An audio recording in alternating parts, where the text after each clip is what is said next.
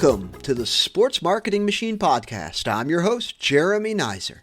In the last episode, we talked about 6 opportunities or tweaks that you can make that lead to higher open rates, a higher click-through rate, and more sales from the emails that you send to your fans. From the day of the week, the time of the day, talking about consistent messaging from emails to landing pages, and then keeping your email list updated regularly by exporting it out of your ticketing software or into your email software. Sometimes they're connected, but oftentimes they're not, and you would have to export it and import it, right? If you have not listened to that episode, be sure to go back. It's show number 6. Today we're going to talk about 3 not so common emails that you can send to your season ticket holders and 3 that you can send to your single game buyers that lead to higher engagement and help you build a strong fan base that responds when you send out messages. When I say higher engagement, I mean a better, stronger connection with your fans. So we've been on this topic of email marketing since I started this podcast. There's been a lot of topics covered related to email marketing, how to make small adjustments to sell more tickets. There's a saying that says, the small hinge swings the big door. In my mind, email marketing is your small hinge. It has the highest return on investment in all of your marketing. So that's why I've spent so much time talking through these little tiny tweaks, because they make a huge difference when you send out an email, and they will help you sell more tickets. Next week, we're going to start talking about how you can consistently grow your email list and doing it not just during the season, but some ideas you could do it during the off season. All right, so 3 emails for season ticket holders. Number one, welcome emails to season ticket holders. You just signed up a new season ticket holder or membership holder. Send them an email of what to expect from the email communication that you will be sending them during the year. Include or mention exclusive opportunities that you're going to be sending them that'll be listed out. Sometimes you'll have the schedule of when these events are, sometimes you won't. Things like season ticket holder luncheons, meet the team events, baseball, we did batting practice, those types of things. List them out in there so that they know and can expect those things to be communicated and shared with them, and they're exclusive opportunities just for them. If you don't have the dates, that's okay. No big deal. Just list them out. Another thing you can put in these welcome emails to season ticket holders is if there's special parking instructions or special entrance locations. Those things are important because they continue to make the season ticket holder feel special. The welcome email is also designed to say thank you and welcome them to the family. So you might want to film a video with staff members or players, or if you're in college student athletes, just saying thank you. You put it in the video, put it in there.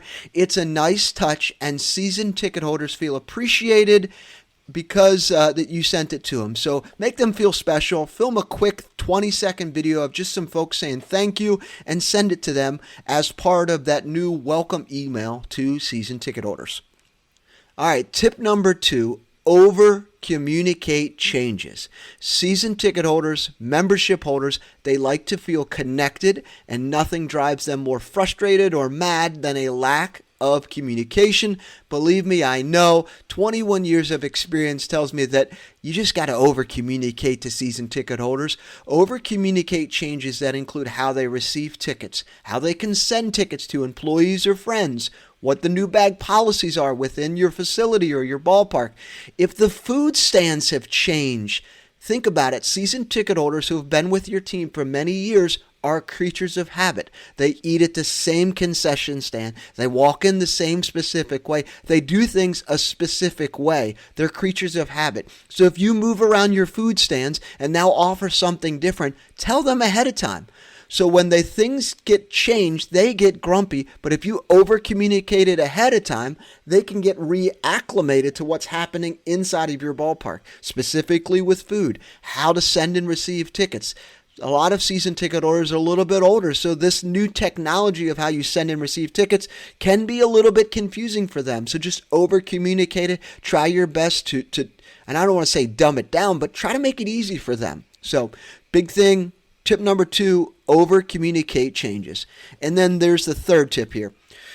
Now, back in the in minor league baseball, where I worked for a long time, there was a moniker that we would put on your ticket sales team members that called them out essentially for not building relationships with their season ticket holders during the season. We'd call them Mr. or Mrs. October. Essentially, they only showed up in October to try to renew them or sell them something new. They would not build a relationship during the season.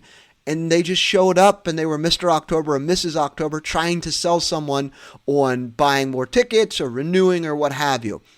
Use emails during the season to keep your season ticket holders engaged with content, opportunities, and most importantly, just checking in. Obviously, you're going to be walking out there, or some of your season ticket team members who are managing these accounts are going to go out there and do some check-ins, but sometimes just check in. One thing that you could do as part of that is send a survey, a mid-season survey or after the first homestand survey. Sometimes you just don't realize some of the things that have been changed. You don't always get all that information, so make sure you're checking in with the season ticket holders throughout the year. Surveys are a great opportunity to get some unbiased feedback that they're just going to unload and give you everything. So there you go. 3 for season ticket holders. Here are 3 for single game buyers. Tip number 1. Know before you go emails to single game ticket buyers. This is huge for large promotions games. So if you're in minor league baseball or hockey, it's great for promotional nights. Soccer, it's great for every single game. College basketball, same thing, right? So what is a know before you go email? So if you have new bag policies or some things that have changed inside the ballpark as it relates to the health and safety, how folks are scanned in, what time gates open, some of those things ahead of time, a lot of those frequently asked questions are really great to communicate to fans ahead, and they'll appreciate the heads up, and it actually leads to a better game day experience. There's nothing more frustrating as a single game buyer that I've got my bag full of my goodies or whatever it is that I wanted to bring in with my kids, that I get to the gate and the person at the front gate says, no, you can't bring that in.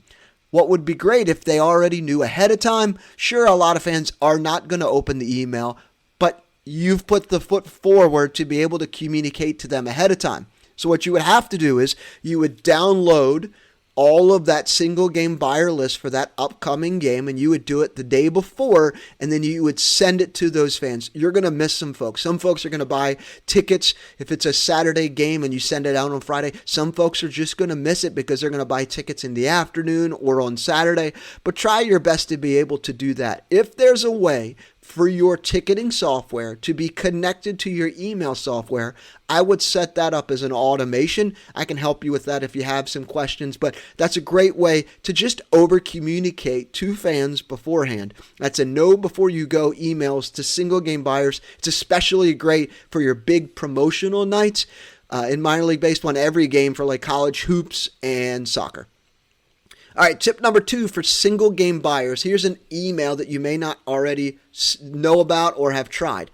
So post-game emails. This was a great way that we used it in the past to sell incremental tickets. So it was perfect for basketball and soccer. So here's how this works.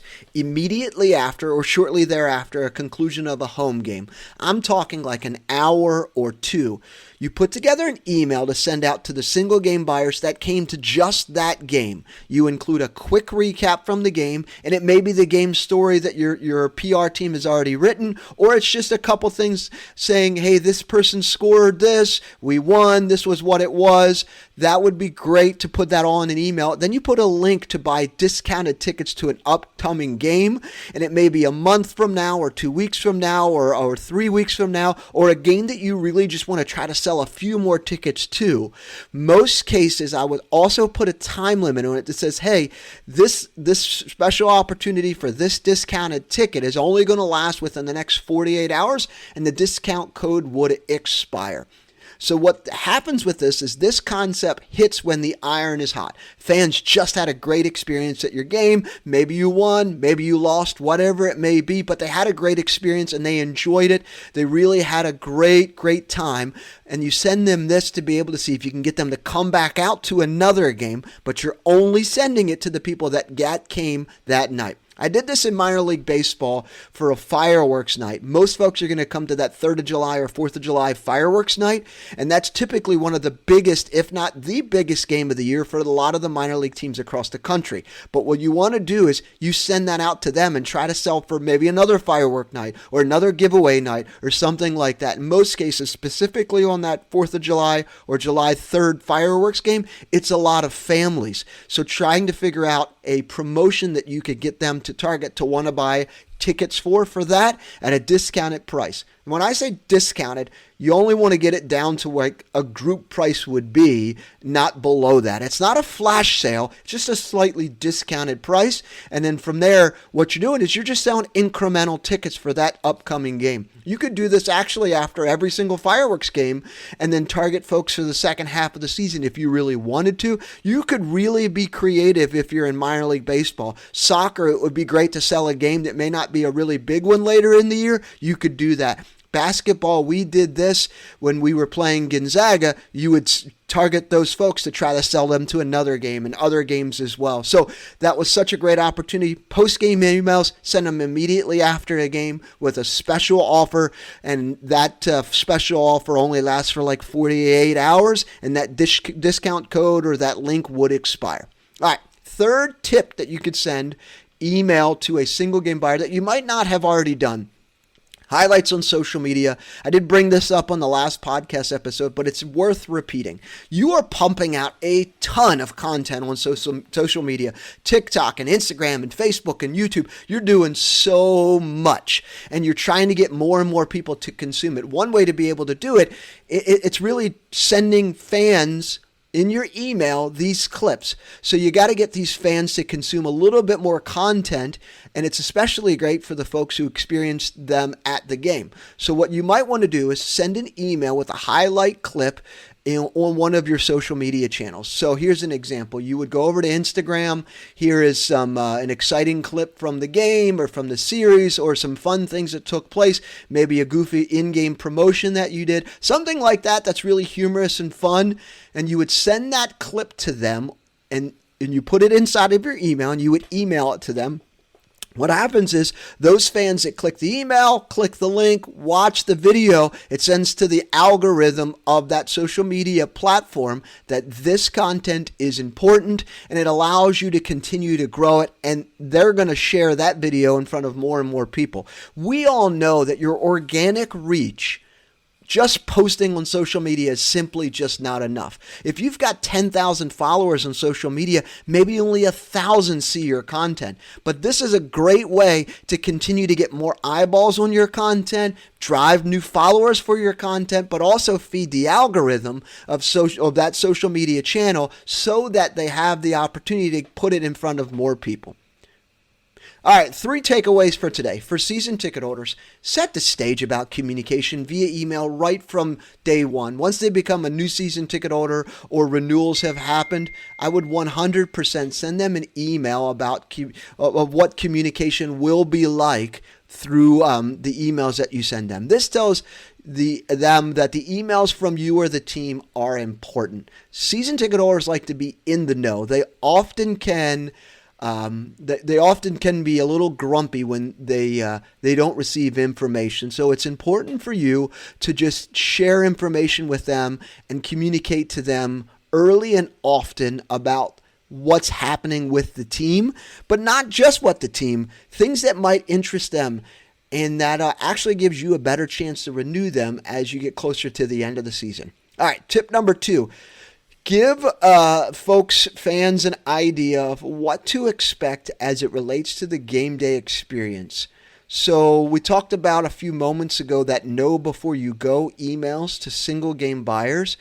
This is great for sports organizations who do not play as frequently as baseball. This is great for college basketball and soccer as well, who may only play twice a week. Post-game emails are another great opportunity to be able to sell tickets to an upcoming game.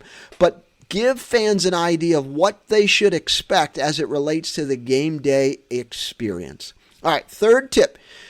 I want you to continue to think about ways you can communicate with your season ticket holders and single game buyers without asking them to buy something. What else could you do? One of the examples that I gave you here was highlights on social media. That's a soft sell.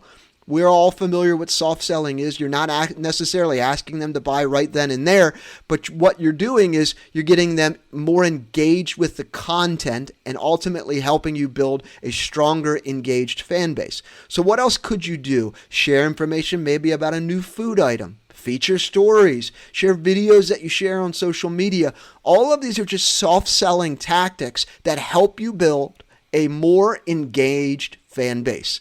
And a more engaged fan base means they're going to buy more tickets. So if you're not sure where to start or just need a little bit of help, some additional support, here I am. I'm here for you. Head on over to sportsmarketingmachine.com, schedule a call. I help sports teams of all sizes sell more tickets and grow their fan base. Until next time.